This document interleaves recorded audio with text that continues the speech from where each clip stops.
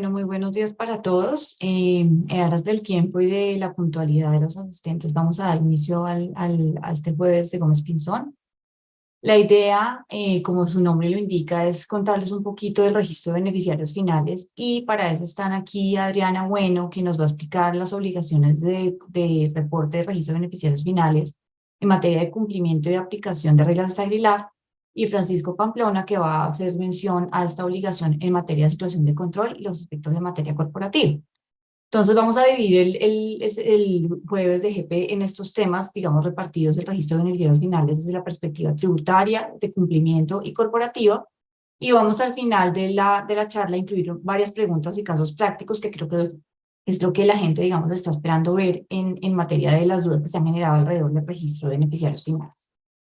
Entonces, para iniciar, nuestro temario para hoy es este. Vamos a hablar de quiénes están obligados al reporte, quiénes son beneficiarios finales desde la perspectiva, digamos, como les decíamos, tributaria, de cumplimiento y de materia corporativa en cada una de nuestras obligaciones particulares, qué información se tiene que reportar y las diferencias entre la información de reporte en cada uno de estos aspectos, y casos prácticos y preguntas. La idea es que en todo caso, ustedes tienen acceso al chat para escribir las preguntas que tengan en relación con los temas que estamos planteando, y en caso de que las mismas no hayan sido atendidas a lo largo de la charla, al final daremos respuesta a cada una de ellas. Entonces, en primer lugar, vamos a hablar de quiénes son obligados al reporte. No sin antes mencionar que en materia tributaria el registro de beneficiarios finales se encuentra regulado en los artículos 631.5 y 631.6 del Estatuto Tributario. Estas normas, si ustedes lo recuerdan, definen quién es el beneficiario final, el RUC como registro, como mecanismo de reporte y la obligación de conservar esta información por 5 años.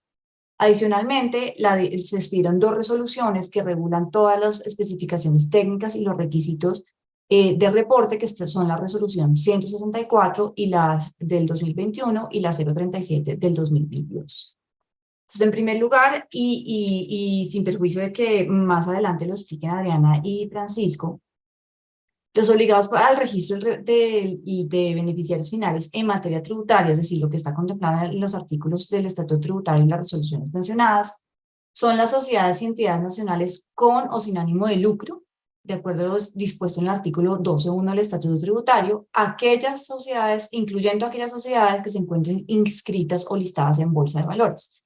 Esto es una novedad porque la norma inicial de registro de beneficiarios finales que existía hace algunos años y que fue sujeta a estas modificaciones no contemplaba la obligación de reporte para las empresas listadas en bolsa. Ahora sí está incluido y estas compañías también están obligadas a reportar. Están también obligados los establecimientos permanentes contenidos en el artículo 20.1 del Estatuto Tributario, incluyendo las sucursales de sociedad extranjera. Esto también es importante tenerlo presente porque todos los establecimientos permanentes, de acuerdo con el contenido del Estatuto Tributario, deberán reportar los beneficiarios finales, y en el caso de las sucursales de sociedad extranjera, aunque no tienen composición accionaria per se por su naturaleza, igual van a tener que hacer toda la debida diligencia para poder lograr hacer el reporte ante la DIAN en este caso. Las estructuras sin personería jurídica o similares también están obligadas al reporte de beneficiarios finales. Estas son aquellas entidades que hayan sido creadas o administradas en Colombia o que se rijan por normas locales o en las que su fiduciario o similar sea una persona jurídica nacional o persona natural residente fiscal en el territorio colombiano. Para esto, la resolución 164 estableció cuáles son las estructuras sin personería jurídica e incluye, entre otras, patrimonios autónomos, contratos de colaboración empresarial, fondos de capital privado, fondos de pensiones. Entonces, cada una de estas, digamos, entidades y personería jurídica tendrá que acudir a las normas de beneficiario final para determinar, de acuerdo con su estructura, quién tiene la condición de beneficiarios finales. Estas entidades son las que, en mi opinión, tienen mayor dificultad al momento de determinar quiénes son los beneficiarios finales, y lo vamos a ver un poquito más adelante en los casos prácticos.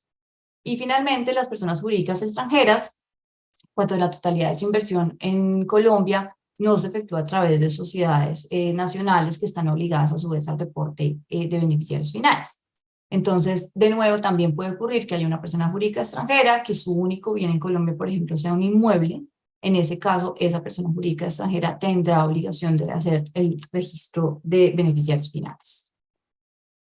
Yo ahí quisiera que Adri y Francisco nos den un poquito sus comentarios de cómo varía, digamos, estos obligados al reporte en cada uno de los aspectos de los que cada uno va a hablar, para que podamos ver las diferencias de esta obligación y de quiénes finalmente van a tener que cumplir con esto ante las diferentes entidades estatales. Bueno, yo primero, buenos días a todos, muchas gracias por atender este seminario. La ley 2195 del año pasado estableció en el artículo 12 lo que se llama el principio de debida diligencia y ahí estableció que digamos, las personas obligadas a identificar a los beneficiarios finales son aquellas entidades del Estado, es decir, ahí estamos hablando ya de entidades públicas, habla de personas naturales, personas jurídicas o estructuras sin personería jurídica o similares. Y le añade un tema adicional, es que sean aquellos que tengan la obligación de implementar un sistema de prevención y gestión del riesgo de lavado de activos, financiación del terrorismo y proliferación de armas de destrucción masiva. Entonces, ahí digamos que está estableciendo pues unos obligados que al parecer son los mismos, pongámoslo así, del 635-1, pero pues establece adicionalmente a las entidades del Estado y pues al hablar de personas naturales, ahí no lo entendemos muy bien, pero pues porque se supone que la persona natural es el beneficiario final, pero pues son las personas que deben tener también un sistema de prevención de riesgo de lavado de activos, financiación del terrorismo y proliferación de armas de destrucción masiva. Esos son como el scope, digamos, de los obligados, pero a obtener esa información ya de los beneficiarios finales. Francisco, no sé Yo, si empezar. buenos días a todos, gracias Adri, Carolina. Yo quisiera agregar, y esta es una discusión que hemos tenido a nivel de la oficina también, y transmitirle a todos nuestros asistentes que en materia corporativa pues existe una obligación muy similar, que es el reporte de la controlante de las entidades en Colombia, de las sociedades comerciales. Y algunas veces hemos visto alguna confusión sobre si el reporte de beneficiarios finales es igual al reporte de la sociedad o la entidad controlante. Por eso nos pareció muy importante, y como bien lo indicaba Carolina, separar, si bien existe una relación entre el reporte en materia tributaria de beneficiario final, el reporte en materia de compliance, que muy bien señalaba Adriana, en materia corporativa puede que en algún momento coincida y al final de la discusión pues lo vamos a abordar con mayor detalle, pero es una obligación independiente. Existe la obligación de reportar mis controladas para las entidades controlantes previsto en la ley 222. Y algunos de los criterios, como lo vamos a ver más adelante, asociados a poder de decisión o a control real, pues son similares para efectos de lo que vamos a revisar de los beneficiarios finales. Pero en materia corporativa la obligación es independiente y es anterior. Y aquí pues solo queremos recordar que puede existir discrepancia entre los reportes que yo entregué como controlante ante la Cámara de Comercio y eventualmente sujetos a revisión de la superintendencia, versus lo que termine reportando a nivel del registro de beneficiarios finales, tanto a nivel de compliance como a nivel de tributario. Por supuesto, vamos a ahondar un poquito en la conveniencia o no, pero simplemente para cerrar, la obligación de reporte pues está en cabeza de quienes tengan la calidad de controlantes en Colombia, que es un concepto que ha venido siendo desarrollado. En comienzos se entendía solo sociedades, hoy en día pues ya va en más entidades y por eso vemos ESALES registrando control y hay una discusión todavía sobre pues inclusive personas naturales, etcétera, etcétera, cooperativas y demás. Muchas gracias, Francisco. Bueno, y para, digamos, seguir con los temas del día de hoy del temario, el siguiente era el beneficiario final. Esto también tiene relevancia, como lo explicaba Adriana ahorita, por ejemplo, que desde la perspectiva de compliance, pues hablan de las personas naturales como obligados a reportar, cuando en realidad lo que ocurre desde el punto de vista tributario es que las personas naturales son las que son los beneficiarios finales. Y esto es una duda que se nos ha planteado con muchos clientes, porque en otros países los beneficiarios finales pueden ser personas jurídicas. En Colombia, de acuerdo con la reglamentación que se introdujo recientemente y las resoluciones que les comentaba, los beneficiarios finales siempre son personas naturales. y aquí nosotros resaltamos en este slide de manera puntual, que son aquellas que actúan individual o conjuntamente y que cumplan con alguno de los criterios que están contenidos en la norma. Uno es que sea titular de más del 5% del capital o derechos de voto de la entidad. Dos, que se beneficie en 5% más de los activos, rendimientos o utilidades de la entidad, o que ejerza control por medios diferentes a los señalados anteriormente.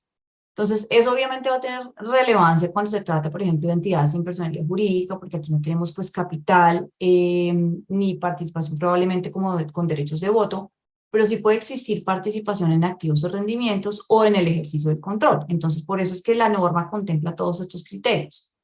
Y en el caso, por ejemplo, de entidades sin ánimo de lucro, pues estos elementos casi nunca se presentan. Probablemente esté el de los medios de control o el de las funciones de dirección y gestión que están, digamos, también mencionadas en la norma, para cuando se determina que no hay ninguna persona natural que cumple estos tres criterios que son los principales, lo que establece la norma es que se puede en ese caso o se debe reportar en ese caso como beneficiario final al representante legal de la entidad o a aquella persona que tenga la mayor autoridad en relación con las funciones de dirección y gestión del obligado a reportar. Entonces, por eso, digamos, hay como varios criterios. Los principales son estos tres que están aquí mencionados. Hay criterios subjetivos. Y en el caso de las entidades sin personería jurídica, la norma establece de forma expresa que los beneficiarios finales son aquellos que ostentan la calidad de fideicomitentes, fiduciarios, comité fiduciario, beneficiarios, con o sin condicionamiento o cualquier persona que ejerza control efectivo y que tenga derecho a gozar de los activos o beneficios. Si ustedes se fijan en esta parte de la norma donde habla de las entidades sin personería jurídica, no menciona, no hace referencia a porcentajes, ni al 5%, ni más del 5% de participación de los activos, ni en temas de voto. Y ahí se ha generado una discusión porque entonces eso podría dar a entender que yo, si tengo, por ejemplo, una entidad sin personería jurídica, donde tengo muchos beneficiarios con participaciones muy chiquitas, eso implicaría que por tener la condición del simple hecho de tener la condición de beneficiarios, tengo que reportarlos como beneficiarios finales. Esa es una duda que se ha planteado y que vamos a tratar de resolver más adelante. Dale, Francisco. Gracias. En este punto, como ustedes pueden ver, uno de los criterios que la norma tributaria hace referencia es al control. Y pues esta discusión que inicia en un principio desde la parte corporativa, pues ustedes se han podido dar cuenta que se ha venido extendiendo a varias de las reglas que nos regulan en distintos temas. Entonces, nos pareció importante tomarnos 5 minutos para tener y para poder desarrollar el concepto de control. Miren que la ley 222 hace referencia a que es la entidad controlante la que debe registrar el control sobre las sociedades, sobre las entidades que tenga en Colombia. Y esa obligación ya la conocemos. Pero entonces vemos que el RUB hace referencia nuevamente a la noción de control y debemos remitirnos entonces a las normas del Código de Comercio e inclusive a las normas del Estatuto Tributario que hacen referencia al control para poder determinar con exactitud cuándo puede una persona tener control sobre otra. Y sobre este asunto, pues ha habido bastantes discusiones. Ayer cuando conversábamos con Carolina y con Adriana, pues la posición que uno debería revisar siempre y es en principio pues la más sencilla es pues participación accionaria o poder de decisión. Entonces, el poder de decisión de una persona sobre cierta entidad está determinado la mayoría de veces pues porque tiene la propiedad accionaria que le permite ejercer la mayoría de los votos. Pero, y para no detenernos en la discusión sobre control que seguramente ustedes ya tienen, pues se han dado cuenta que hay distintos criterios para determinar el control. Aquí nuestra invitación es a nivel corporativo, el control directo o indirecto. El primer escenario, el sencillo, pues no es el más habitual. Es decir, no es el que genera conflictos. Es evidente que existe un control cuando, por ejemplo, tengo más del 50% más uno de las acciones en una compañía que no tiene votos o en una compañía que no tiene ningún tipo de regulación especial. Pero, por supuesto, la superintendencia, a través de la circular básica jurídica y distintos conceptos, pues ha venido profundizando en esa noción de control y no está sujeto exclusivamente a participaciones accionarias, sino también a cualquier tipo de acuerdo, de derecho que le permita ejercer una mayoría o tener un poder de decisión sobre la determinada entidad. Entonces, aquí es aquí es donde la norma corporativa empieza a ser como ese complemento de la interpretación sobre el registro de beneficiarios efectivos. Muchas veces no es tan sencillo el registro porque, como lo indicaba bien Carolina, hay entidades sin personalidad jurídica, tenemos varias estructuras en la mitad, estas estructuras portafolio que tienen 5 o 10 sociedades. Entonces eso nos va a obligar, y la invitación, y como lo vamos a ver en el panel al final con las preguntas, a analizar de fondo realmente quién tiene el poder de decisión en estas estructuras, digamos, complejas que vemos. Y ahí hemos desarrollado una serie de criterios que pueden ser de valiosa ayuda, apoyándonos también en lo que ha dicho la propia superintendencia, y es pues quien tenga el control real. Luego vamos a discutir un poco sobre qué es el control real, pero pues es básicamente quien realmente tenga el poder de decisión sobre una entidad. Gracias, Francisco. Ahora, bueno, vamos finalmente, antes de ya entrar a la sesión de preguntas, con el tema de la información a reportar, y eso también cobra relevancia, porque desde la perspectiva corporativa y de compliance, la información que se reporta, en la mayoría de los casos, de acuerdo a lo que revisábamos, es bastante menor a la que se pide en materia tributaria.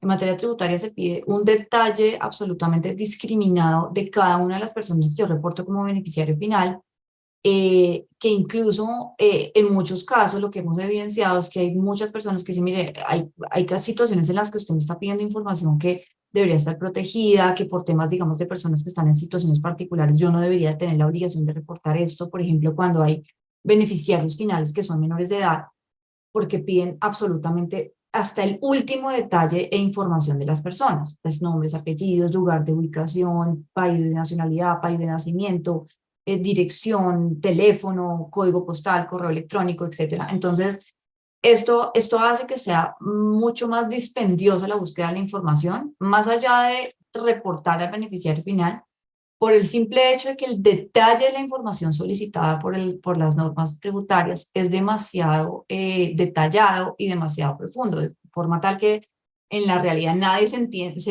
tiene la tranquilidad de entregar la información. Entonces, sin embargo, pues lo que nosotros hemos evidenciado es que desafortunadamente la norma no establece ningún tipo de excepción, y por lo tanto, en la medida en que yo tenga ya el detalle del beneficiario final, pues tengo la obligación de suministrar toda esta información. Ayer incluso hablándolo con Francisco y con Adriana, decíamos, bueno, ¿qué pasa si uno lo que hace es, en lugar de reportar la ubicación y la dirección del beneficiario final, reporta la dirección de la entidad a la cual o es representante legal o de la cual es accionista o de la entidad colombiana? Pues digamos que como ocurre en todo, pues el papel lo aguanta todo, yo puedo optar por esa práctica. Sin embargo, pues la administración tributaria podría alegar que, si lo evidencia, que esa no es la información real, porque no es posible que yo reporte, por ejemplo, un beneficiario final extranjero como domicilio o como lugar de ubicación o como dirección, pues la del de la sociedad colombiana, porque finalmente lo que estoy diciendo es que es una persona que está ubicada en otro país. Entonces ahí podemos entrar en un tema de sanciones y demás por suministrar información en forma errada, no suministrar la información de acuerdo a lo que se solicita. Entonces, ese es un tema que hemos visto que puede generar conflicto y que puede generar resistencia al momento de suministrar la información en materia tributaria. Como les digo, en materia corporativa, y Adriana lo pueden, Francisco y Adriana lo pueden complementar, la información que se solicita es bastante menor.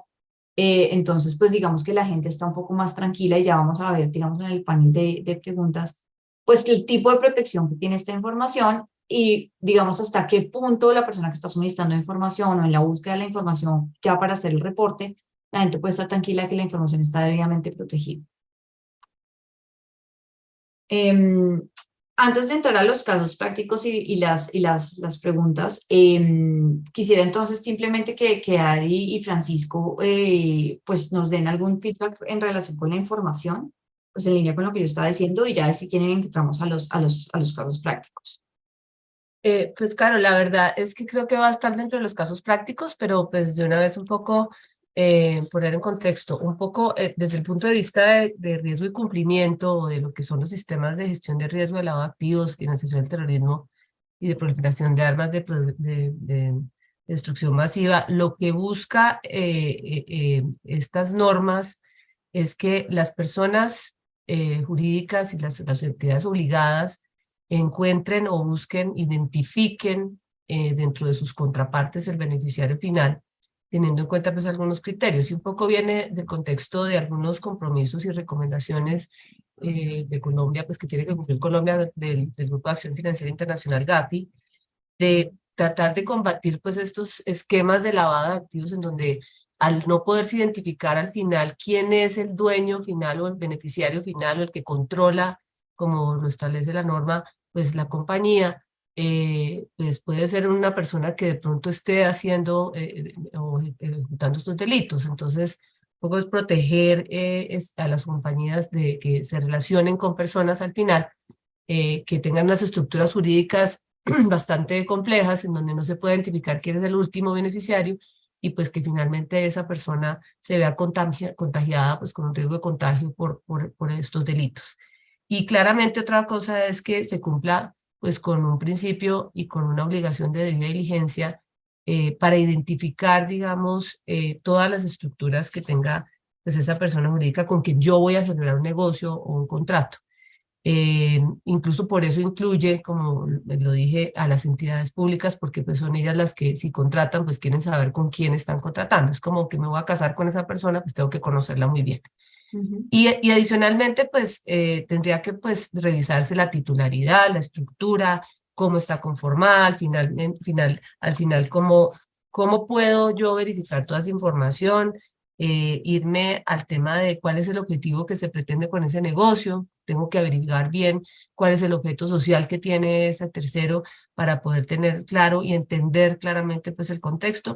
Y también obliga un poquito a hacer esa debida diligencia adicional frente al tema de mientras estoy ejecutando el contrato y mientras estoy desarrollando la relación, pues tengo que también hacer una debida diligencia sobre las transacciones o sobre todos los momentos de ese contrato para que pues evitemos que de alguna forma durante su actividad pues se aumente ese perfil de riesgo y pues que de alguna forma también sepamos cuál es el origen de los fondos que van a estar dentro de ese contrato o de esa relación comercial. Entonces es un poco como tomar esas medidas razonables, esas medidas para identificar a ese beneficiario final, para saber cuál es el origen de sus fondos y para poder mantener pues también actualizada la información durante la ejecución del contrato. Y sí obliga un poco a conservar, y eso es importantísimo en estos casos de debida diligencia, como igual creo, y lo es, y tú lo has dicho en el tema del registro único de beneficiarios, y es que uno debe conservar toda esa documentación que le permitió identificar o llegar a ese beneficiario final, e incluso si no logró llegar a ese beneficiario final, porque no le dieron la información o porque no la logró, también tener documentada esa debida diligencia y esas pruebas que impidieron tener esa información. Entonces, es muy importante esa conservación durante un tiempo y pues la norma para efectos de estos sistemas establece que por lo menos 5 años a partir del momento en que pues ya recibe o obtiene esa información. Eso es un poco el tema de lo que pues, establece un poco la obligación ya frente a cumplimiento, frente al riesgo y cumplimiento. Entonces, no sé si Y podemos pasar, incluso yo creo que ahí estoy respondiendo una de las preguntas, pero yo, pues... yo lo que agregaría, aparte de lo que mencionaba Adri y Carolina, es pues desde la parte corporativa la obligación del reporte de control es sustancialmente menor en cuanto a revelación de información. Es decir, el reporte bajo Ley 222 es un reporte muy sencillo en el que simplemente se indica pues quién es la controlante, el presupuesto que da el origen al control, la actividad económica y el domicilio. Por eso es tan diciente el avance en materia de revelación que regulaciones como la de beneficiarios finales o las de compliance pues tienen en nuestro ordenamiento y en general en el mundo. Es un poco pasar de la protección y el anonimato y el respeto por las estructuras jurídicas a un mundo mucho más transparente, revelador, que lo conversábamos los tres y más adelante pues lo vamos a detallar en las preguntas, pues asusta un poco de cara a lo que veníamos. Entonces, y aquí nuevamente es la importancia de conectar cuando estemos revisando como compañías, pues a quién vamos a revelar. Si adoptamos el criterio que debemos adoptar en materia de beneficiarios finales y ya tenemos que revelar a la última persona, pues vale la pena revisar el nivel de corporaciones, a nivel de situación de control a quién estoy reflejando, porque la información es distinta. Pero definitivamente el régimen de beneficiarios finales obliga a entregar muchísima más información de la que normalmente estábamos entregando y llama la atención, pues que dentro de las consideraciones que señala la circular básica jurídica, Y la filosofía de reporte, pues son casi que los mismos objetivos que tiene tanto compliance como impuestos, que es mirar quién está del fondo por seguridad jurídica, por un tema de protección de patrimonio, por un tema de protección en temas de lavado de activos, por evitar el abuso y poder utilizar figuras como desestimación de la personalidad jurídica. Es decir, en el fondo ambas apuntan a controlar o a mitigar riesgos asociados al uso de estructuras de forma artificial. Pero sin duda en materia fiscal, pues el avance y en materia de compliance en cuanto a revelación es muchísimo mayor que lo que teníamos hoy en día en materia corporativa. Muchas gracias. Entonces vamos a arrancar con los casos prácticos y preguntas. La idea, como les decíamos, era dar respuesta a cada una de ellas desde la perspectiva tributaria, compliance y corporativa, porque van a ver que ahí es donde vamos a evidenciar las verdaderas diferencias entre unos y otros regímenes y entre las obligaciones frente a uno y otro. La primera pregunta que hemos planteado es si están obligados a reportar la información de beneficiarios finales, los fondos de inversión, contratos de cuentas de participación, consorcios, uniones temporales. La respuesta desde el lado de registro de beneficiarios finales ante la DIAN es que sí. Como les decía, cualquier entidad sin personería jurídica está obligada a reportar en el registro único de beneficiarios finales, en tanto sean creadas o administradas en Colombia y se rigen por las normas locales. Entonces, desde el punto de vista tributario, sí, hay que cumplir con eso, de forma tal que cualquier contribuyente tiene que tener claridad de que si, aparte, digamos, de ser una sociedad nacional, participa en un contrato de cuentas de participación, pues es muy probable que por ese lado también tenga que hacer un reporte de beneficiarios finales, no solamente respecto a su composición accionaria individualmente considerada, sino que también lo va a tener que hacer respecto de estas figuras y estructuras contractuales que se rigen por lo dispuesto en la resolución 164. Adri, ahí te doy la palabra. Caro, no, para efectos nuestros no, pero sí también hay una pregunta que creo que podemos unir acá, está en el público, que dice, en un contrato de colaboración empresarial que no tenga establecido un porcentaje fijo, porque la liquidación de beneficios se hace con una fórmula especial que depende de variables de mercado y además se liquida anualmente con corte a 31 de diciembre, ¿qué porcentaje se deberá informar? Es decir, si se debe también hacer el tema del beneficiario final. Pues en mi opinión sí, porque acuérdense que los criterios en materia de reporte de beneficiarios finales no solamente, digamos, están orientados a determinar quién es el beneficiario por porcentajes de participación, que es composición accionaria o participación en los activos, sino también por reglas de control. Entonces, lo que debería uno acudir en ese momento es que si yo no tengo porcentajes fijos de asignación dentro del contrato de colaboración o del contrato el consorcio y demás, porque a veces ocurre que simplemente está atado a ciertos resultados y no hay, digamos, un porcentaje fijo desde el comienzo. Yo sí tengo la posibilidad de determinar quién tiene, digamos, la dirección y la gestión del contrato o quién tiene el control. Entonces, de ese modo, yo sí podría, no con los criterios de porcentaje, pero sí con los criterios de control, acudir a la interpretación, digamos, del contrato y decir, ok, el control en este caso lo tiene esta persona o el gestor del contrato es este y por lo tanto ese es el beneficiario final para efectos del reporte.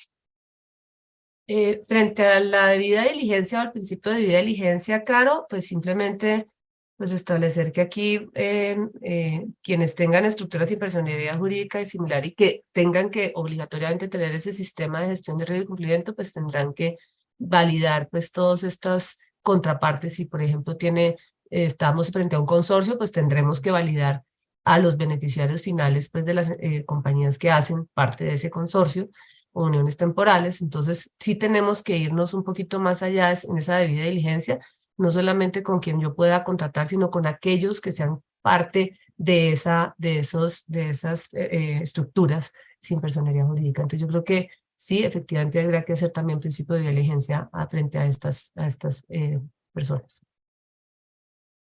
Y ahí creería, Francisco, que eso es desde el lado, digamos, corporativo, pues este tipo de estructuras no creo que tengan que reportar absolutamente nada ni registrar absolutamente nada en principio. Correcto, exacto, claro. Digamos, la posición la interpretación literal de la obligación de reporte llevaría inicialmente a concluir que solo es de sociedades, pero ese debate pues ya se ha surtido y ya se ha discutido y obviamente entidades, por ejemplo, entidades sin ánimos de lucros o personas naturales están obligadas a reportar control, pero de ahí a concluir que contratos, uniones temporales, consorcios, etcétera, pues no. Es decir, por ahora nuestra interpretación y el alcance que se le ha dado es que únicamente están sujetos a la obligación de reporte entidades Okay.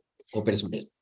Vale. La segunda pregunta que nos hemos planteado es si están obligados a reportar los beneficiarios finales ante entidades estatales, y aquí es desde la perspectiva tributaria, compliance y corporativa.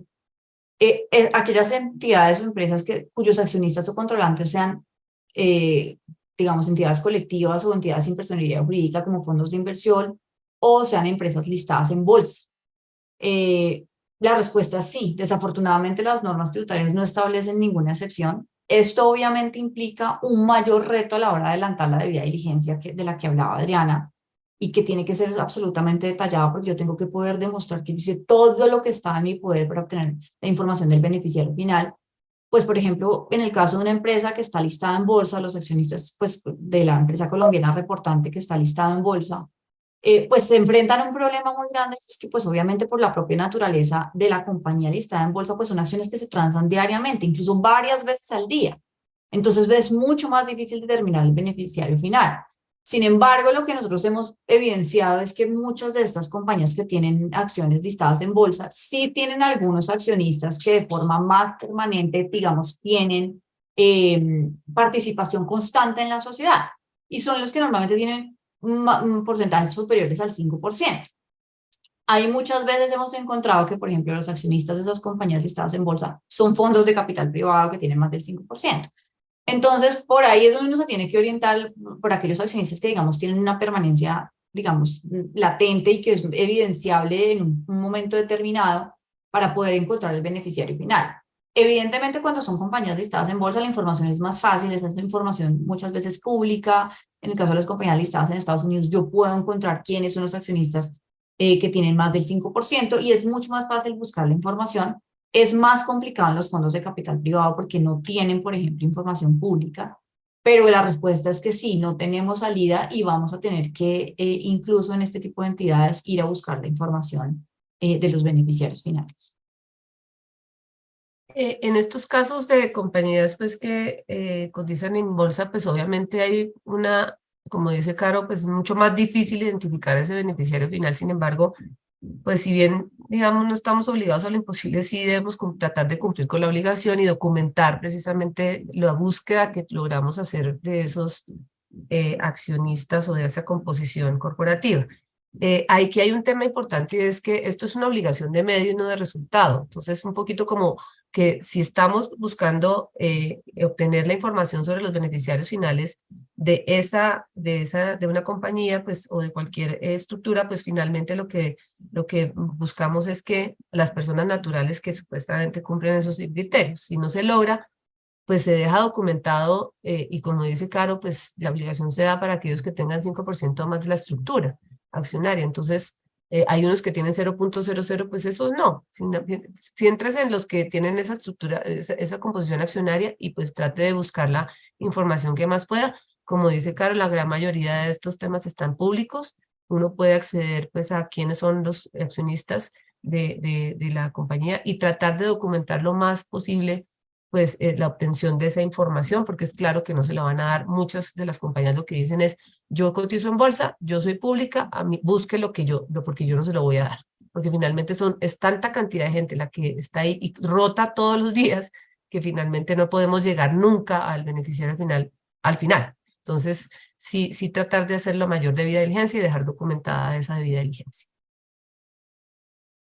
Yo lo único que agregaría pues, de la parte corporativa es que usualmente las entidades lo que requieren es la composición accionaria para tratar de identificar, por dicho, quién está al final de la estructura o por lo menos quién podría empezar a revisar yo como autoridad.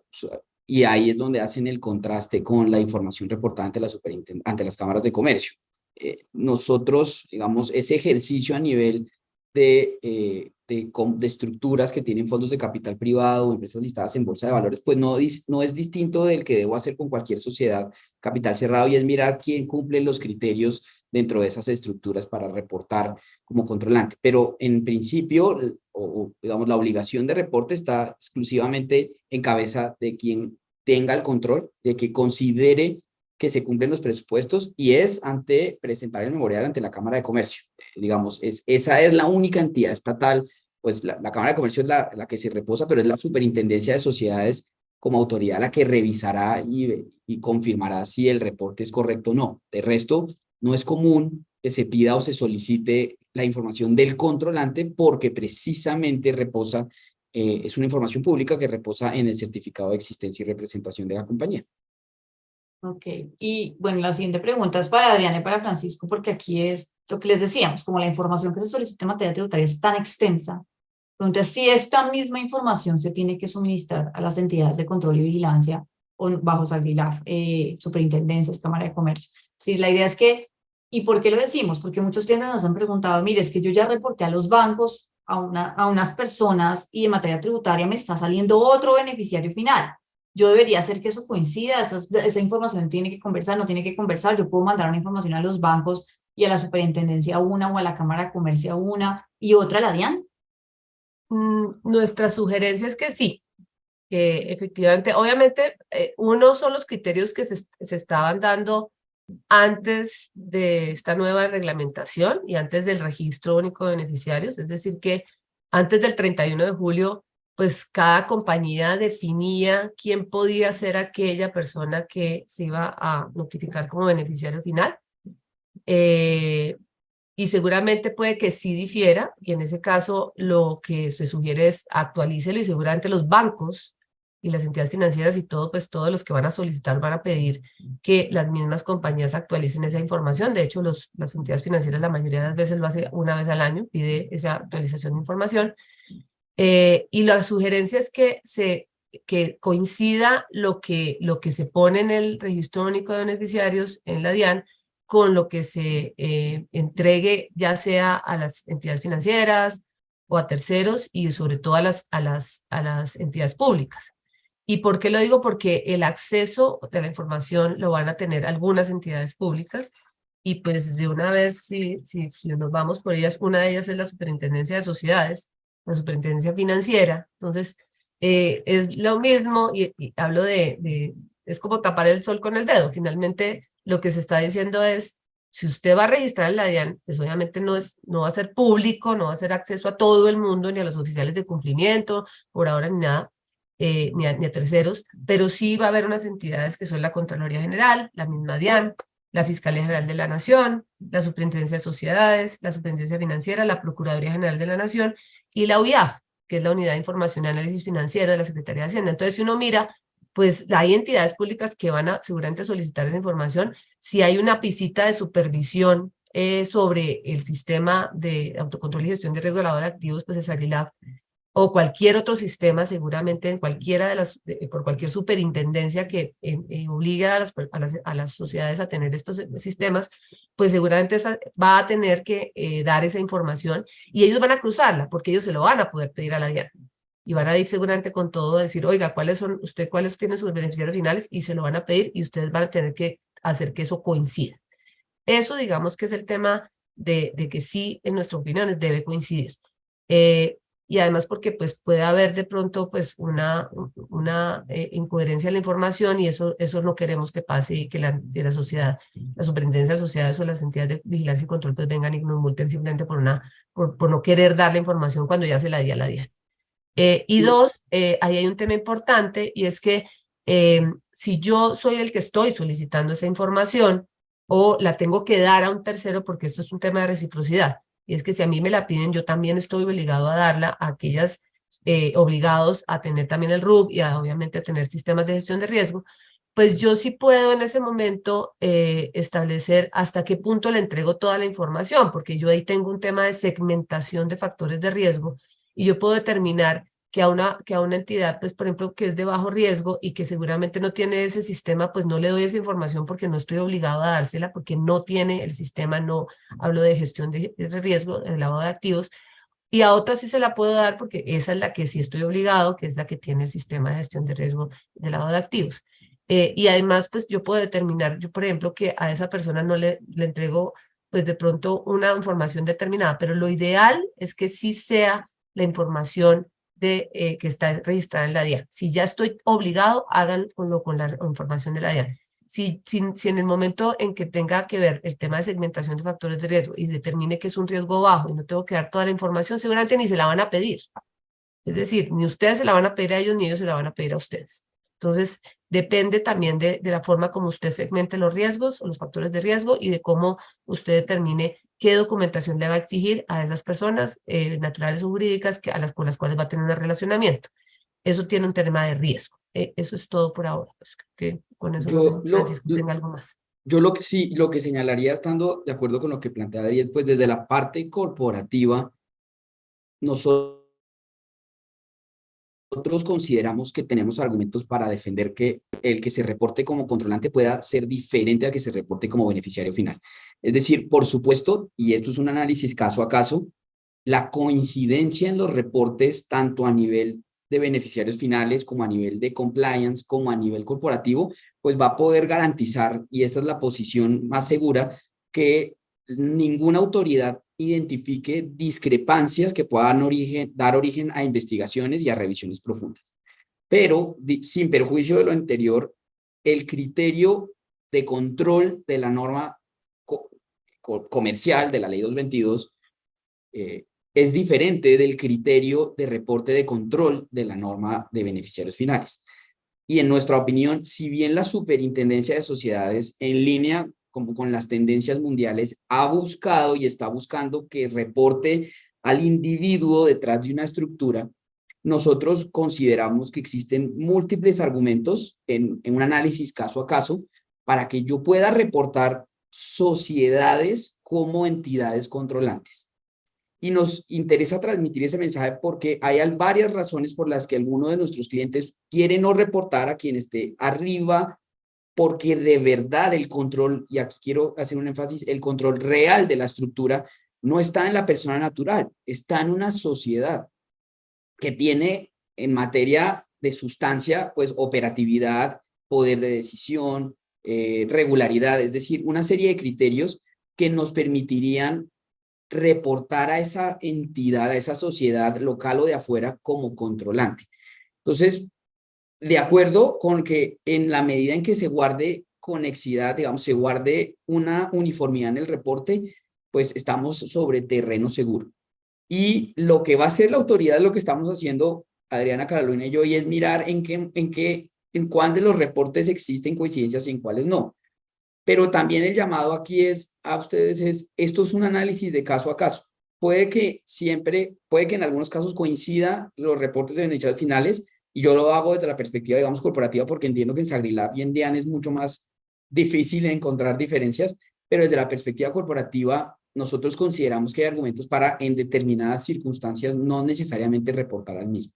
Al final, pues, obvio, si tengo a los tres, si tengo a las mismas personas en los tres, probablemente el riesgo se mitiga, pero por algunas razones puede que eso no sea así en determinadas circunstancias, entonces al final pues sí puede haber mejor discrepancias entre los reportes SagriLab, DIAN y Cámara de Comercio Supersociales. Vale. La siguiente pregunta que teníamos es para efectos del reporte, que esto también no lo han consultado mucho, es ¿qué significa que una persona natural de forma individual o conjuntamente tenga la condición de beneficiario final?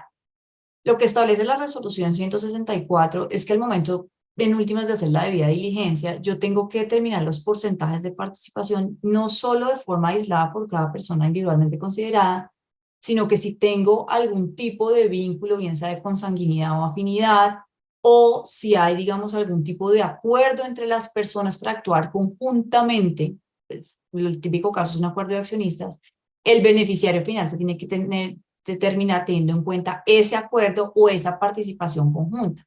¿Eso qué significa? Que si está una sociedad colombiana donde los beneficiarios finales arriba son una familia y cada uno de los miembros de la familia tiene el 2.5%, pues yo individualmente considerado cada una de esas personas no sería beneficiario final. Pero como en este caso la norma lo que me dice es que cuando hay vínculo de consanguinidad hasta segundo grado o de afinidad, yo tengo que determinar a los beneficiarios finales teniendo en cuenta ese porcentaje, digamos, consolidado. En ese ejemplo de 4 miembros de la familia, cada uno con el 2.5, esas 4 personas son beneficiarios finales porque conjuntamente suman el 10.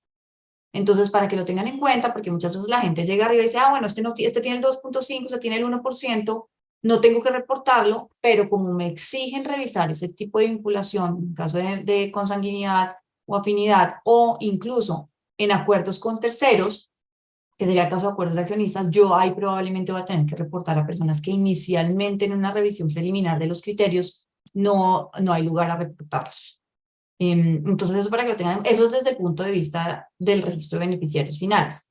Creería yo que desde el punto de vista de compliance y demás, las reglas son distintas, porque es que ahí, digamos, pues, el tema del consolidado y los porcentajes combinados, pues, no debería ser relevante.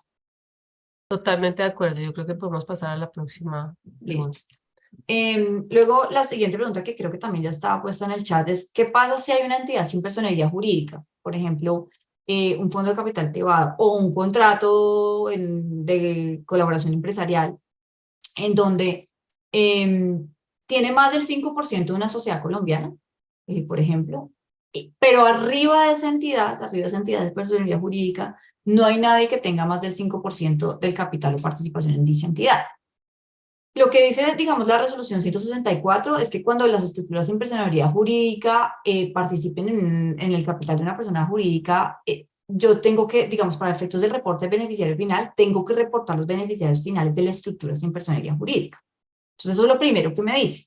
¿Dónde está aquí el verdadero problema? Si recuerdan inicialmente cuando les dije cuáles eran los criterios para determinar quiénes son los beneficiarios finales en las entidades sin personería jurídica, lo que dice la norma es, son beneficiarios finales los que sean fideicomitentes, fiduciarios o posición equivalente, comité fiduciario, beneficiarios o cualquier persona que ejerza el control. Y no discrimina por porcentaje, no dice nada respecto al porcentaje. Entonces, la DIAN en el instructivo que tiene publicado en la página web lo que dice, en forma errada, ya les voy a explicar por qué, es que cuando yo tengo una persona jurídica colombiana reportando, cuyo su cadena accionaria tiene una entidad sin personería jurídica que tiene más del 5%, pero arriba de esa entidad sin personería jurídica no hay nadie que individualmente considerado tenga más del 5%, la obligación es reportar a todas las personas naturales que hacen por parte de esa entidad sin personería jurídica. Entonces, pues uno dice, pero al fin, ¿qué? O sea, primero me dice que es relevante tener los criterios de porcentajes para determinar quién es el beneficiario final. Pero luego me dice, no, pero como en este caso la entidad sin personería jurídica tiene más del 5%, pero encima de la entidad sin personería jurídica, por ejemplo, un fondo de capital privado, nadie tiene más del 5%, usted tiene que reportar a todos los beneficiarios finales de la entidad sin personería jurídica. Todas las personas naturales que están ahí arriba las tiene que reportar. Entonces, como les digo, eso es errado por dos razones. La primera es, me dice que solamente haga eso cuando nadie tiene más del 5%. Entonces, al fin, ¿qué? ¿El porcentaje es relevante o no es relevante? Porque si hay alguien con más del 5%, si yo en esa entidad sin personería jurídica, si encuentro a alguien que tiene más del 5%, entonces reporto a esa persona natural y todos los demás ya no importa. Entonces, al fin, si es importante o no es importante. Porque si ninguno tiene el 5%, lo reporto a todos. Pero si uno tiene más del 5% y tengo 900.000 que no, entonces estos 900.000 no lo reporto. Entonces, ahí, digamos, hay una contradicción. Y lo segundo es que desde el punto de vista práctico, eso es imposible de cumplir.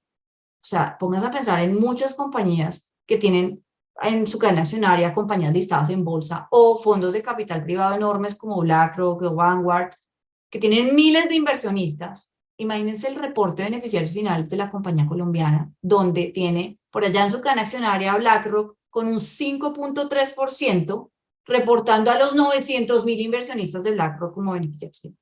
Entonces eso no tiene sentido. La interpretación de esta norma, yo difiero completamente de lo que dice la DIAN en su instructivo, lo que yo debería hacer es interpretar esto de forma armónica.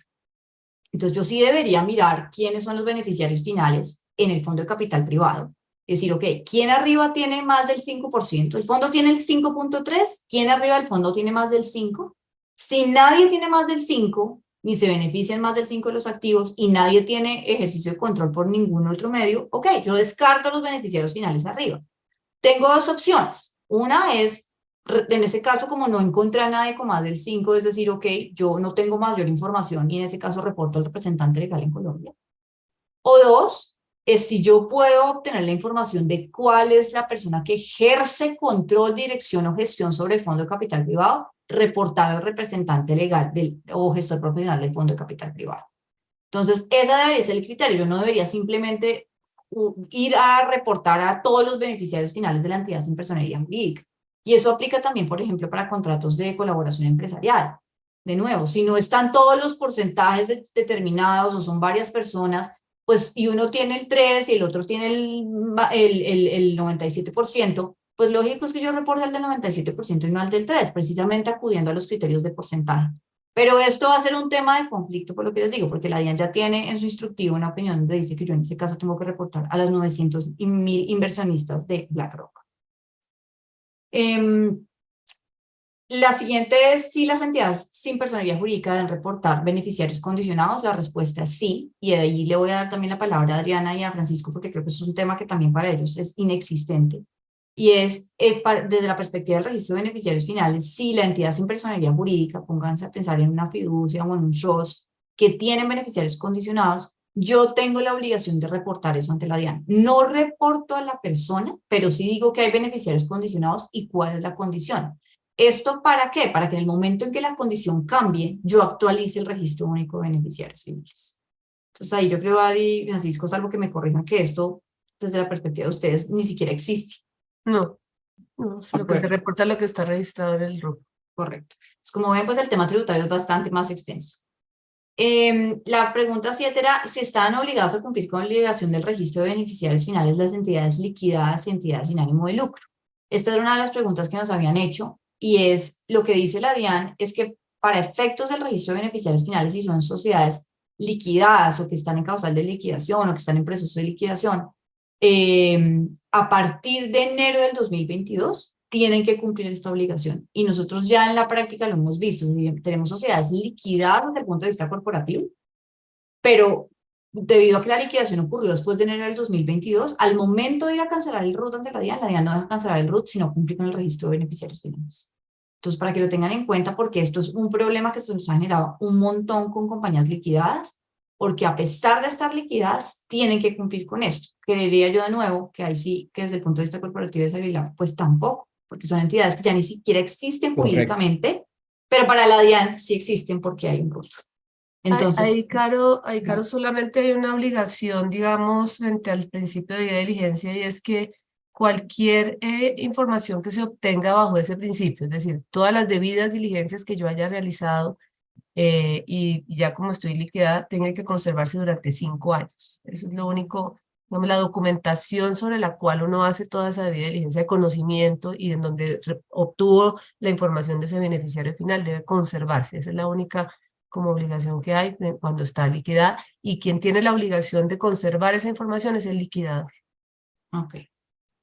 Las CESALes también tienen que cumplir con esta obligación, como les decíamos, y es una de las preguntas que están planteando aquí, que a quién se tiene que reportar en una entidad sin ánimo de lucro, porque por su naturaleza, pues aquí no hay ni porcentajes de capital, ni participación en los activos, ni en rendimientos, precisamente porque es una entidad sin ánimo de lucro. Nosotros ya hemos hecho registros de beneficiarios finales en entidades sin ánimo de lucro, y lo que hay que hacer es que en este caso hay que irse al criterio subjetivo de la persona que tiene el mayor cargo de dirección, control y gestión de la entidad. Normalmente para eso hay que determinar, digamos, quién es la persona o personas que tienen estas calidades. No recomendamos reportar al representante legal por descarte, porque normalmente en estatutos, por ejemplo, las juntas directivas o los consejos directivos tienen funciones por encima y de mayor control, dirección y gestión que los representantes legales. Entonces, en ese caso, yo me tengo que ir al tercer criterio de clasificación, que es el de gestión y dirección de la entidad. Hay que ver los estatutos de cada entidad para saber a quién se reporta. Normalmente la respuesta está ahí, y lo que hemos visto en la práctica es que son las juntas directivas o consejos directivos de las entidades. Aquí la siguiente pregunta es si se tiene que reportar solamente un beneficiario final o si se pueden reportar varias personas, incluso si son, digamos, beneficiarios finales en aplicación de reglas distintas. La respuesta es sí, yo tengo que reportar tantos beneficiarios finales como encuentre. Entonces, si yo, por ejemplo, tengo unas personas que tienen participación accionaria, pero también tengo una persona que su participación accionaria es de menos del 5%, pero tiene control efectivo, yo tengo que reportar a ambos beneficiarios finales. Yo no sé eso cómo funciona en temas de Sagrilab y en materia corporativa, porque pues obviamente ahí lo que yo hago es que tomo criterios diferentes y, por ejemplo, puedo tener una persona que tiene una participación nominal, pero que tiene control de la entidad. No, Caro, igualito. O sea, hablo de, realmente ahí lo que se busca es que se haya identificado el beneficiario final, independientemente de las reglas que se apliquen, y lo que sugerimos es que se tome y se entregue la misma información que se hizo en el RUC. Y en materia corporativa existe también la figura de control conjunto que implica cuando se ejerce por varias personas, luego no estar limitado a una única persona. Ok.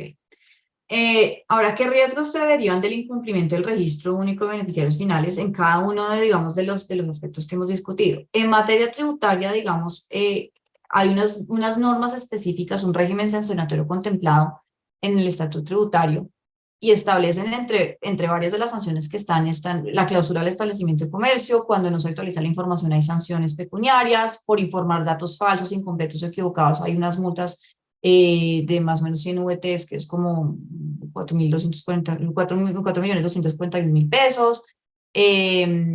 Y además de eso, si la información se solicita por la DIAN, acuérdense que, como decía Adriana al comienzo, hay que hacer una debida diligencia. Esa debida diligencia tiene que tener toda la documentación soporte que yo conseguí al momento de preparar el registro de beneficiarios finales, incluyendo las cartas o comunicaciones que no fueron contestadas por la cadena accionaria. Si la DIAN me pide eso, yo tengo que enviarlo y si ven que la información no corresponde, yo no la envío, pueden ir a sanciones por encima de 318 millones de pesos. Ahí lo más, digamos, lo que es, digamos, alarmante es que las normas relacionadas con el régimen sancionatorio en el registro de beneficiarios finales contemplan la posibilidad de sanciones penales.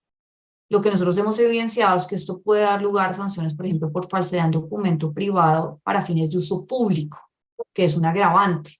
Entonces, evidentemente lo que nosotros les decimos y la recomendación es conservar toda la documentación de manera juiciosa, mandarle la carta a BlackRock, así BlackRock nunca nos conteste, pero demostrar que yo hice toda la gestión para obtener el beneficiario final. Y lo segundo que también es recomendable en este caso es por favor no opten de forma aleatoria o un poco arbitraria de reportar al representante legal, ay no, es que yo no quiero reportar a esa gente por allá arriba y es que a la gente no le gusta y no nos quieren dar información y no quiero ni preguntarles porque van a decir que no, entonces reporto al representante legal, porque nosotros les garantizamos que uno de los programas de fiscalización de la DIAN va a ser fiscalizar las compañías que reportaron representantes legales en beneficiarios finales, porque esas son las que tienen que tener un soporte real de verdad, documentación y de diligencia que permita comprobar por qué nunca llegaron a una persona natural en la cadena accionaria y tuvieron por descarte que llegar al representante legal. Ahí Adi y Francisco les doy la palabra para que nos cuenten los efectos Realmente este artículo de debida diligencia, el principio de debida diligencia está, todavía no ha sido tan reglamentado, pues hablo frente al tema sancionatorio, sí establece que las personas jurídicas, pues las entidades obligadas que no realicen este principio de diligencia y no obtengan estos beneficiarios finales, pues van a tener unas sanciones por cada autoridad que corresponda. Es decir, si yo, por ejemplo, tengo un sistema de gestión de riesgo y cumplimiento de supersociedades, pues el de SARILAFT, pues me multa las supersociedades, que para efectos serían los 200 salarios mínimos legales mensuales vigentes, que es la sanción pues por el incumplimiento del sistema como tal, de no realizar las debidas diligencias.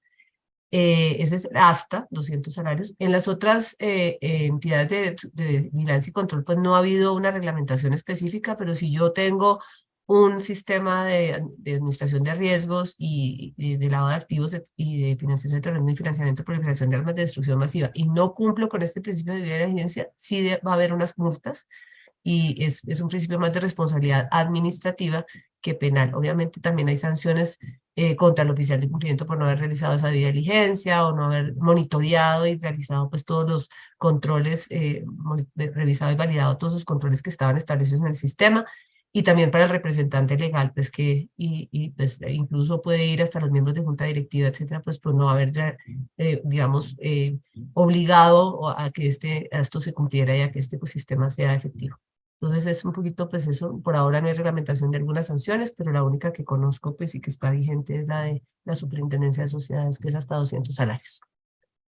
Y del lado corporativo, muy similar. La sanción es por la inconsistencia o la extemporaneidad en el reporte de la situación de control o grupo, pues es de hasta 200 salarios mínimos legales mensuales. Las facultades de sanción general, de sancionatoria general de la superintendencia, inclusive también sanciones o multas al administrador, es como lo que hemos mapeado por el incumplimiento de una norma o de sus deberes. Uno de ellos, pues el cumplimiento de las normas asociadas al reporte. Ok.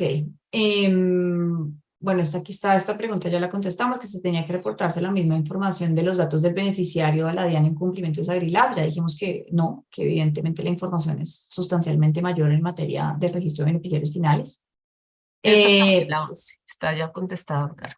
Sí, está también cuál es el objetivo del grupo de riesgos de cumplimiento y qué consiste el principio de diligencia.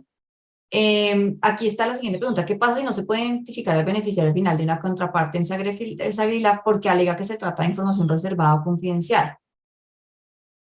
Ahí hay un tema, y es que voy a decir antes y después de la ley 2195 y antes y después de lo que es el registro único de beneficiarios.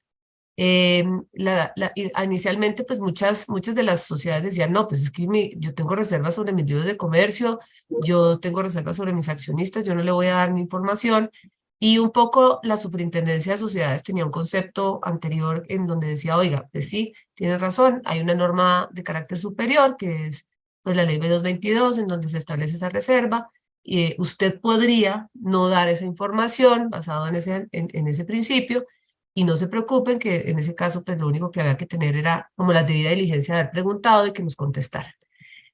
Sin embargo, ahorita sí, en el año 2022 a finales, pues la superintendencia dijo, no, un momentico, una cosa es la reserva sobre el libro de comercio y sobre usted no se lo va a mostrar, digamos, a quien le está pidiendo esa información del beneficiario final, y otra cosa es que usted sí está obligado a entregar esa información de beneficiario final, porque no solamente se lo exige la ley 2195, sino también se lo exige el capítulo 10º de la Superintendencia de Sociedades, y ya existe en otras superintendencias la obligación, y ya se incluyó dentro de las modificaciones que se están haciendo a los sistemas de gestión de riesgo de lavado de activos. Entonces, ya decir es que eso es confidencial, es que yo me quiero proteger, y de hecho voy a ir a otra pregunta que está más adelante, es el tema de por protección de datos, porque eso pasa mucho con los extranjeros, que los extranjeros se niegan, pues porque dicen, no, pero yo no le voy a dar mi pasaporte, yo no le voy a dar mis datos, yo no le voy a dar quién es el que en últimas está porque no estoy autorizado. Entonces, partiendo de esa base, como digo, nadie está obligado a lo imposible. Si a mí no me dan la información, pues yo no la voy a poder tener. Traten de buscarla por todos los medios. Hay formas. Uno, por ejemplo, en la Cámara de Comercio uno puede ingresar y encontrar los registros públicos, lo que es las actas de registro, y ahí uno puede verificar de pronto los accionistas y empezar a mirar en la página web. O sea, traten de hacer la mayor debida diligencia. Busquen por todos los medios hablo de páginas web, en registros públicos. Uno se aterra porque a veces, mire, Rusia, por ejemplo, tiene registro público y es casi que uno puede encontrar las personas que hacen parte de, y uno dice Rusia, pero o sea, es por allá. Hablo de otros países, tienen, en Gran Bretaña también hay registros que uno puede ver, en donde puede mirar quién es el representante legal, quiénes son las personas que están en la junta directiva, o quiénes son los que están como apoderados de esa compañía. Mal que bien uno puede hacer debida diligencia sobre esas personas y mirar y revisar y tengan todo documentado. Nuevamente volvemos a lo mismo, no vayan a dejar de documentar, guarden todas las evidencias, el correo electrónico que usted mandó, el correo electrónico que usted recibió en donde le dicen no le voy a dar la información. Alegar ya el tema de protección de datos no se puede porque finalmente los sistemas de gestión de riesgo de activos son una excepción para el tema de protección de datos y solicitud de autorización. Hay la ley 1581 establece que se puede buscar esa información sin necesidad de la autorización expresa, porque va más allá, bien, digamos, común es el que prima, y el tema de proteger la seguridad nacional. Entonces, mal que bien, pues tenemos que buscar lo que más podamos, la debida diligencia, y documentarla de tal forma que el día que venga la autoridad a preguntar usted qué hizo acá, cómo obtuvo los beneficiarios finales, pues demuestren qué evidencias tienen, así como lo tienen que hacer cuando registren a sus beneficiarios finales en el ROC. No sé, Francisco, si tengas algo más y ya. No, Yo del lado nuestro, pues digamos un poco en línea de lo que dice Adriana, pues a la bien, más o menos el tema de protección de datos no es un argumento para no suministrar información. Yo puedo, evidentemente, si a mí el accionista por allá arriba en la cadena me dice yo no le voy a entregar el pasaporte y no, a pesar de hacer toda la debida diligencia, no lo encontré, ok, nadie está obligado a lo imposible.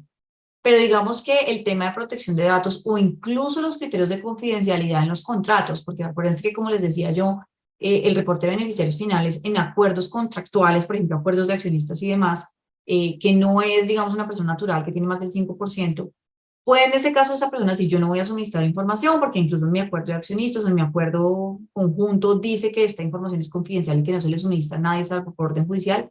No es válido ese tipo de cláusulas frente a la administración tributaria. Por lo tanto, yo ahí más o menos lo que tengo que decirle a estas personas es, yo tengo que suministrarlo. Si usted se niega a entregármelo, tiene que decirme de forma expresa que no me va a entregar la información para que yo tenga argumentos de defensa ante la administración tributaria por haber incumplido con el deber de reportar al beneficiario final.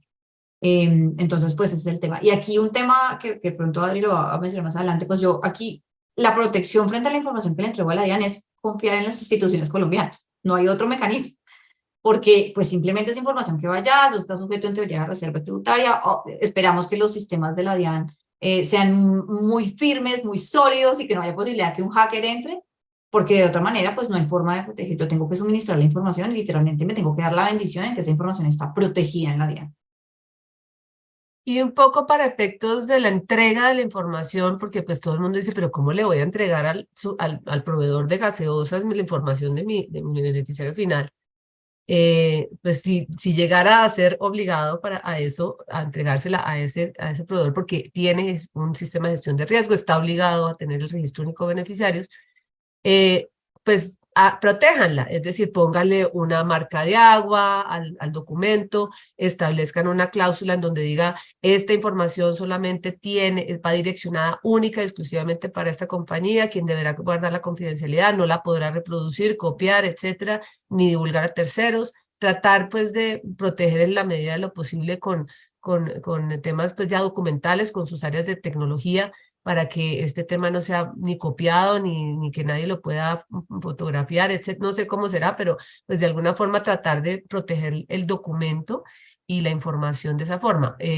Incluso pues uno podría poner de pronto pues no todos los apellidos o mirar qué hacer. O sea, igual traten de buscar la forma para protegerla de manera. Lo que hemos verificado es que se pueden hacer cosas con marca de agua, con firmas electrónicas, etcétera, que pues, no son copiables ni son divulgables, se pueden divulgar hacia terceros tan fácilmente. Entonces, pues ya con sus áreas de tecnología, las empresas donde estén, pues tratar de buscar la mejor forma para proteger la información.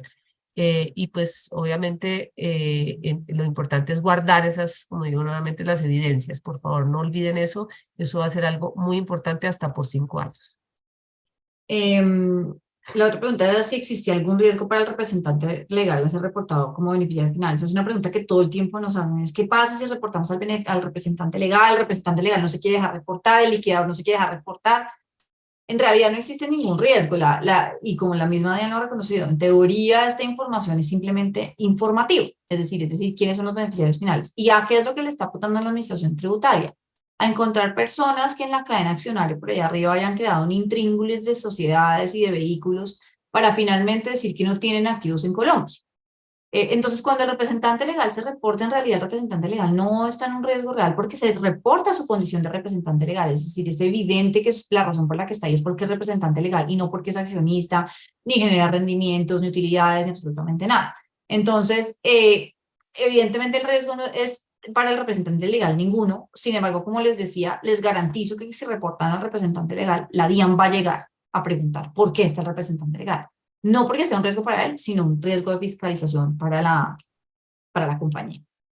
¿Qué entidades tienen acceso a la información del beneficiario final? Pues en principio, como les decía yo, la DIAN y las entidades, digamos, de vigilancia y control, que serían las que se pueden intercambiar información entre ellas. Y aquí está esta pregunta que ya la contestó Francisco, si el beneficiario persona natural era quien necesariamente tenía que reportarse como controlante de una sociedad, también la contestó al comienzo. Y lo mismo la de la noción de si el beneficiario final era igual a controlante y la aproximación que ha tenido la superintendencia. No sé, Francisco, si quieres adicionar algo al respecto o ya está todo dicho. No, simplemente complementar que la posición de la superintendencia pues ha sido, en nuestra opinión, bastante, bastante de revelación, bastante de buscar siempre que sea un individuo y no se compadece con la regulación actual en materia de registro de situación de control. Simplemente el mensaje es una posición en la de la autoridad, pero nosotros tenemos otra posición. Creemos que la posición del controlante real no necesariamente obedece al individuo, como la regulación sí da a entender en materia de registro de beneficiarios finales, tanto en impuestos como en compliance. Entonces, la invitación a los clientes es, pues, puede haber diferencias y vale la pena hacer un análisis caso a caso. No necesariamente tiene que ser el mismo. Ese es el único mensaje, a pesar de los fallos de la superintendencia o de las opiniones de la superintendencia. Ok, aquí ya tenemos algunas de las preguntas que plantearon. Vamos a ver cuáles de estas podemos contestar. La primera es, cuando no se logra identificar a la persona natural que cumpla con los criterios, ¿se reporta al representante legal de la entidad final controlante o el de la sociedad en Colombia? Si es el primero, es decir, si es el de la entidad final controlante, que si se puede dar poder a alguien en Colombia, la respuesta es el que se reporta es el representante legal de la entidad colombiana o de la entidad reportante. Acuérdense que es la persona que tenga el mayor control, dirección y gestión. Obviamente eso va a variar dependiendo de la forma en que está, de quién es la entidad reportante y quién está reportando, porque por ejemplo si tenemos, no sé, una entidad sin personería jurídica, puede que yo al llegar arriba y hacer toda la cadena accionaria encuentre que arriba sí hay un controlante, por ejemplo un fondo de capital privado, y en ese caso yo debería reportar como beneficiario final de la entidad sin personería jurídica al representante legal de ese fondo de capital privado. Entonces no hay una respuesta como única. En principio yo les diría que si yo no logro identificar, debería reflejar al representante legal de la entidad colombiana, pero de nuevo va a depender de cómo está construida la composición accionaria, de quiénes están arriba de la entidad reportante, para saber si encuentro a alguien más que pueda ser susceptible de ser reportado. La segunda es, una compañía X tiene como accionista a la compañía Z con una participación del 100%, y esa compañía Z tiene un accionista cuya participación es del 1.6. ¿Tengo que reportar este beneficiario final? ¿O por tratarse de una persona jurídica no se tiene que reportar? En este caso, cuando son personas jurídicas es muy sencillo, porque ahí sí yo me voy a los criterios, digamos, contemplados en las normas tributarias. Es más del 5% del capital, más del 5% en participación en derechos económicos, rendimientos, activos, o por control por cualquier otro medio. Si esa accionista que tiene el 1.6% no cumple ninguno de estos criterios, yo voy a tener que acudir al representante legal de la sociedad colombiana, porque no tengo ninguna persona arriba que cumpla los criterios establecidos en las normas tributarias. La otra es, la sociedad colombiana pertenece 100% a una sociedad española que no cotiza en bolsa, pero la sociedad española pertenece a una sociedad que cotiza en bolsa, y por ser un fondo de inversión no es posible identificar a los beneficiarios finales. Teniendo en cuenta la debida diligencia, tenemos la información de las personas naturales en un 41%. ¿Cómo reporta la información faltante? Este es el caso del día a día de nuestros clientes. Todos. Tengo una pata de la estructura y la otra pata no la tengo porque hay un fondo que no me ha mandado y demás. Yo reporto hasta donde consigo. Puede que ese finalmente, si yo pudiera llegar a la segunda pata, los beneficiarios de este lado cambien, pero nadie está obligado a lo imposible, como dice Adriana. Entonces, si yo ya conseguí la información hasta un 41% y tengo un 60% que no obtuvo información, reporto este 41% en la medida en que estas personas de esta rama, digamos, cumplan con los criterios para ser beneficiarios finales. Acuérdense que tengo que mirar todas las condiciones. Si tiene más del 5% del capital, si consolidado, conjunto o individualmente cumplen con los criterios de tener más del 5%, si participan más del 5% en los activos, rendimientos, o si ejerce control. De nuevo, caso a caso, no hay una respuesta única porque va a depender de toda la estructura y el conglomerado accionario. Para las CESAL que tienen una junta directiva, clubes deportivos, ¿quiénes son los beneficiarios? Esto era lo que yo les decía. Finalmente hay que mirar los estatutos para determinar cuál es el máximo órgano de control, dirección y gestión, para establecer cuál es la entidad que hay que reportar, las personas que hay que reportar en este caso, si es la junta directiva, el consejo directivo, etc. Si tengo como accionista una asociación intestada, ¿puedo reportar al representante de la asociación? En este caso, lo que la administración tributaria ha hecho es que mientras que haya una asociación ilíquida, yo debería reportar a la asociación ilíquida como beneficiario final, porque finalmente sigue siendo un sujeto pasivo de impuestos. Y yo coincido con él, es decir, finalmente si la persona estuviera viva sería la que yo reportaría. En una entidad sin personería jurídica en la que una de las partes aporta un bien y participa en los usufructuarios y no los propietarios, ¿tienen que informar a todas las personas naturales en su condición especial o únicamente los usufructuarios? Ya eso lo vimos en la práctica y hay que reportar ambos. Cada uno se le reporta con su condición, porque tanto nudo como usufructuario, si cumplen los porcentajes, pues eventualmente sí tienen participación en la sociedad o en la entidad sin personería jurídica. Entonces yo creo que ahí están respondidas todas las preguntas. Nos pasamos como 20 minutos en la charla. Les agradecemos mucho su asistencia y esperamos, pues aquí estamos disponibles para apoyarlos en lo que requieran y aclarar dudas adicionales que seguramente al momento de construir el registro de beneficiarios finales es que van a van a surgir. Es ahí donde uno empieza a padecerte cómo reportar. Muchas gracias de verdad por la asistencia, muy amables. Muchas Gracias gracias a a todos. todos. Feliz día. Luego. Feliz día a todos.